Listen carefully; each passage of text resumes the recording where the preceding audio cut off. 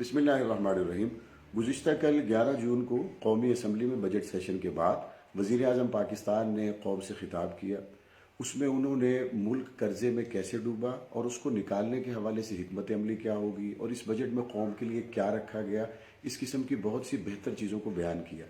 لیکن اس درمیان میں انہوں نے بعض ایسی چیزوں کو بیان کیا جو دینی معاملات ہیں، اور اس میں الفاظ لہجے کا چناؤ بھی سوچ سمجھ کے کرنا چاہیے۔ مثال کے طور پہ انہوں نے بدر کے صحابہ اکرام کے بارے میں بات کی، احد کے صحابہ اکرام کے بارے میں بات کی۔ بدر میں اترنے والے صحابہ اکرام اہل بیت تو وہ ہیں جن کے بعد آنے والے ان کے برابر بھی نہیں ہو سکتے، ان کو اللہ تبارک و تعالیٰ نے وہ مقام عطا کیا ہے۔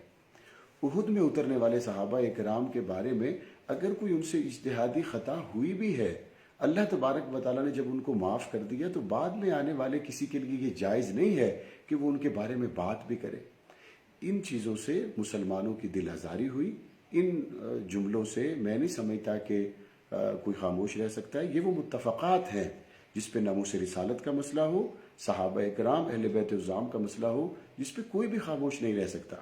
ہماری اللہ اور اس کے رسول اور صحابہ اکرام کے ساتھ ایک کمٹمنٹ ہے۔ اس لیے وزیر اعظم پاکستان کو ایسے بیانات سے نہ صرف آئندہ احتیاط کرنی چاہیے بلکہ ان کو اپنی اس بیان کی وضاحت دینی چاہیے۔ صحابہ اکرام رضی اللہ عنہم اجمعین وہی لوگ ہیں جن سے آپ نے سیکھ کر کل ریاست مدینہ کو عملی وجود دینا ہے۔ اگر خدا نخواستہ آپ ان کے بارے میں ابھی تک پورے طور پر معلومات نہیں رکھتے، آپ نے صحیح پڑھا نہیں ہے، صحابہ اکرام رضی اللہ عنہم اجمعین کے بارے میں آپ کی ابھی تک صحیح اسٹڈی نہیں ہے، تو میرا خیال ہے کہ یہ بڑا لمحہ فکریہ ہے کہ ہم ریاست مدینہ تو بنانے جا رہے ہیں، لیکن ہمیں بدر اور احد میں اترنے والے صحابہ کرام کے فضائل و مناقب اور قرآن مجید میں بتائے جانے والے ان کی شان سے پوری آگاہی نہیں ہے۔